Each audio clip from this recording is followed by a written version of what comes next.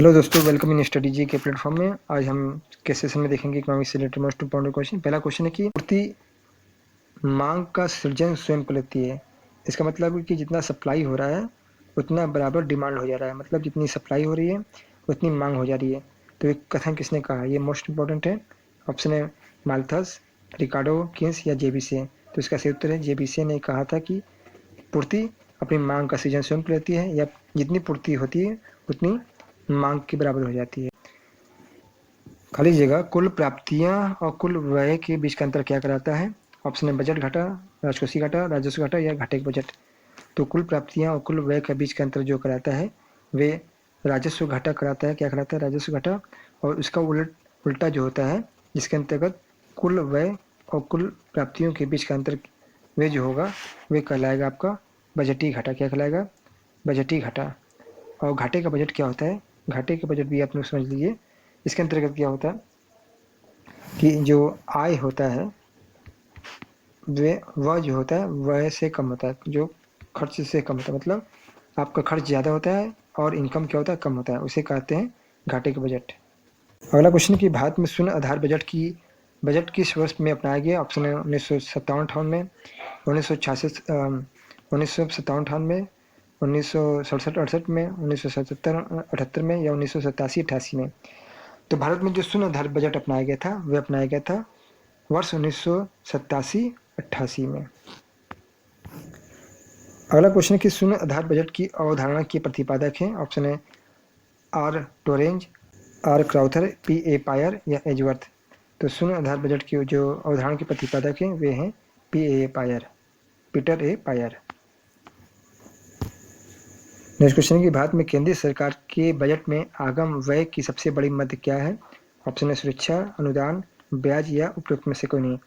तो भारत में केंद्रीय सरकार के बजट में सबसे ज़्यादा जो खर्च होता है वह खर्च होता है ब्याज पे।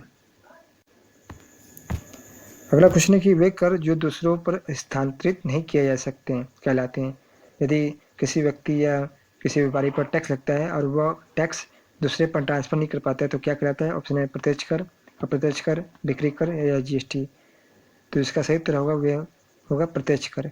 इसे प्रत्यक्ष कर कहा जाएगा क्योंकि प्रत्यक्ष कर क्या होता है? ये किसी आप दूसरे पर ट्रांसफर नहीं कर सकते। जैसे यदि किसी व्यक्ति पर इनकम टैक्स अदा करना है तो वह इनकम टैक्स वो खुद भरेगा और वे इसको किसी पर ट्रांसफर नहीं कर सकता है। लेकिन यदि किसी व्यापारी ने कोई वस्तु खरीदा और वह सेल टैक्स देकर वस्तु खरीदा है, बिक्री कर देकर, तो उस वस्तु को दोबारा वह ग्राहक को बेचेगा तो वह टैक्स का क्या होगा? ट्रांसफर कर देता है।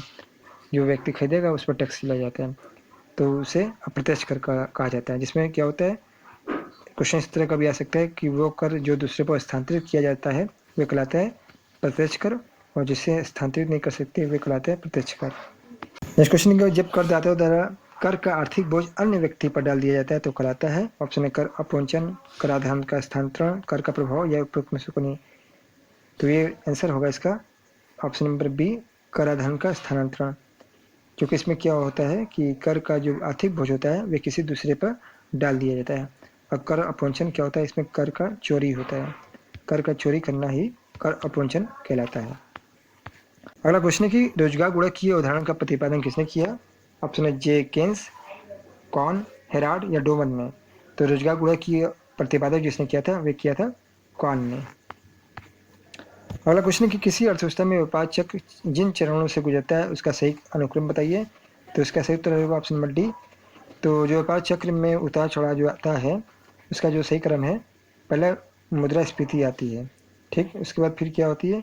मंदी आती है, फिर थोड़ा सा विस्फीति आती है, फिर प्रत्यय विस्फीति आती है। ये व्यापार चक्र का सही क्रम है।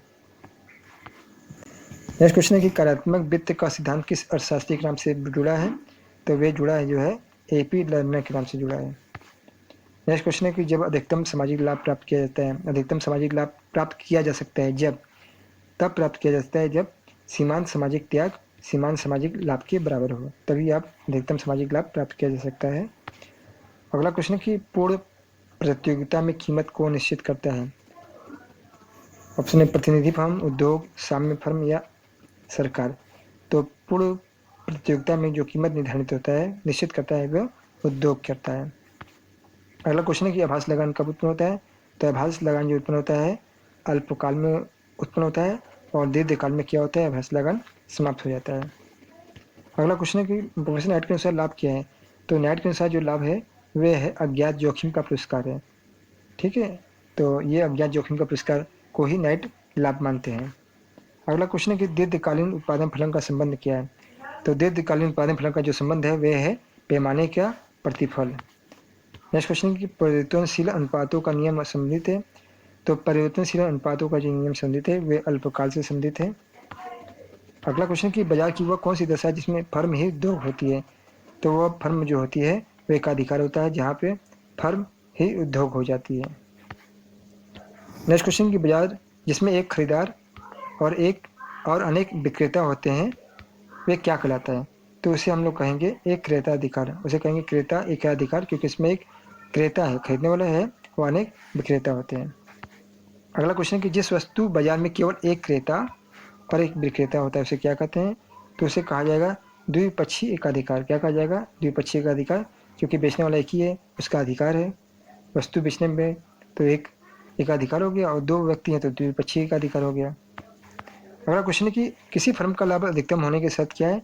तो किसी फर्म का लाभ अधिकतम होने की जो शर्त है वह है सीमांत लागत सीमांत आय के बराबर होती है, मतलब MC बराबर MR के होता है, MC बराबर MR के होता है, ये मोस्ट इंपॉर्टेंट है। तो मिलते हैं नेक्स्ट वीडियो में आपसे, तब तक के लिए आप अपनी तैयारी पर लगे रहें। धन्यवाद।